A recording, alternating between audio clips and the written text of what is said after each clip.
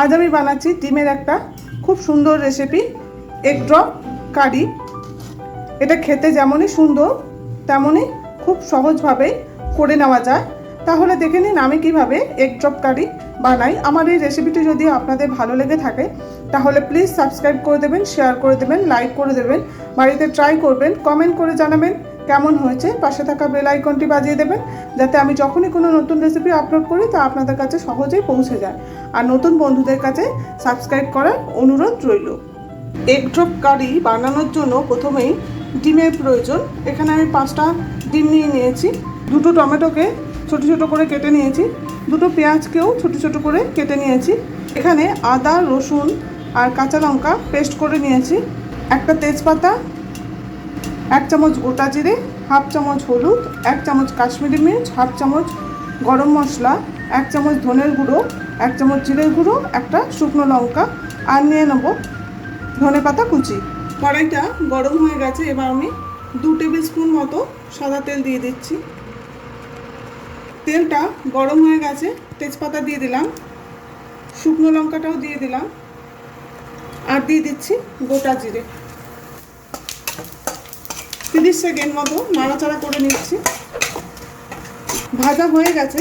এবার আমি পেঁয়াজ কুচিটা দিয়ে দিচ্ছি। পেঁয়াজ কুচিটাকে আমি 2 মিনিট মতো নাড়াচাড়া করে নেব। পেঁয়াজটাকে 2 মিনিট ফ্রাই করে নিয়েছি। এবার আদা, রসুন আর কাঁচা লঙ্কার পেস্টটা দিয়ে দিচ্ছি। এখানে 2 চামচ মতো রয়েছে।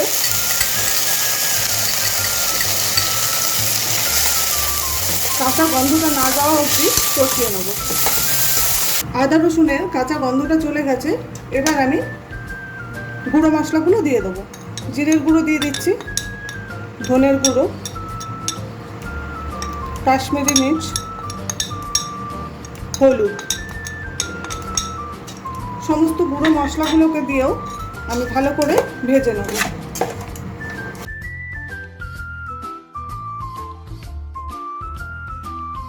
সমস্ত গুঁড়ো মশলাগুলোকে দিয়ে ভালো করে আমি ফ্রাই করে নিয়েছি।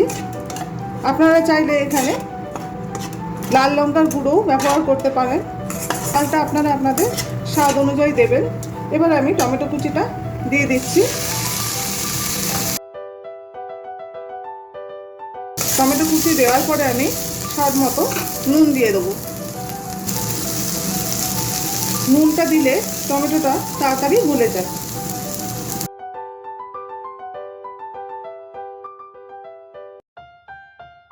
এবার লো ফ্লেমে আমি ঢাকা দিয়ে দিচ্ছি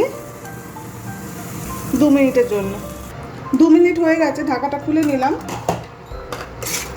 একদম গলে গেছে টমেটোটা। এবার হাই ফ্লেমে করে দিচ্ছি।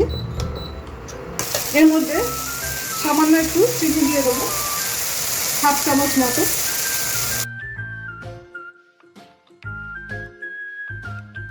সামান্য একটু জল দিয়ে দিচ্ছি।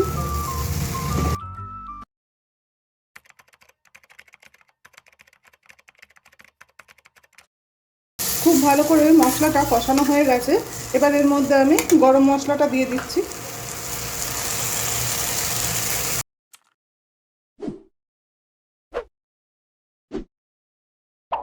এবার আমি 1.5 কাপ জল এর মধ্যে দিয়ে দেবো।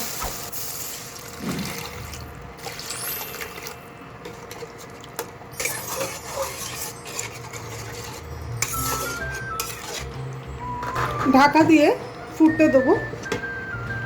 গ্রেভিটা ফুটতে ফুটতে আমি ডিমটাকে ফাটিয়ে নেব। ফাটিয়ে দেখে নিতে হবে যে ডিমটা ভালো আছে কিনা। অনেক সময় ডিমের মধ্যে খারাপ বেরোয়, সেই জন্য এরকমভাবে আমি করে নেব প্রতিটা ডিমই। গ্রেভিটা ফুটে গেছে।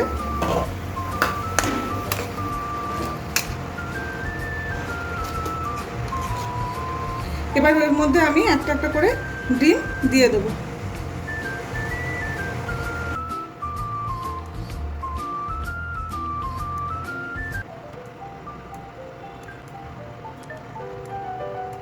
দশ মিনিটের জন্য আমি লো ফ্লেমে দিয়ে দিচ্ছি।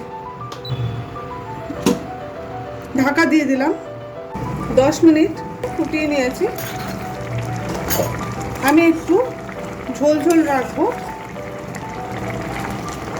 আপনারা যদি এরকম ঝোল রাখতে না চান তাহলে আপনারা 1 কাপ জল দেবেন, দিয়ে 5 মিনিট থেকে 6 মিনিট লো ফ্লেমে ঢাকা দিয়ে ফুটিয়ে নেবেন। এবার আমি ধনেপাতাটা দিয়ে দিচ্ছি।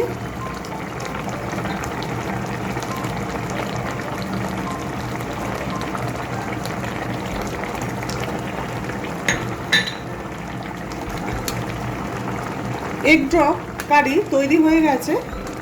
এবার আমি অফ করে দিচ্ছি।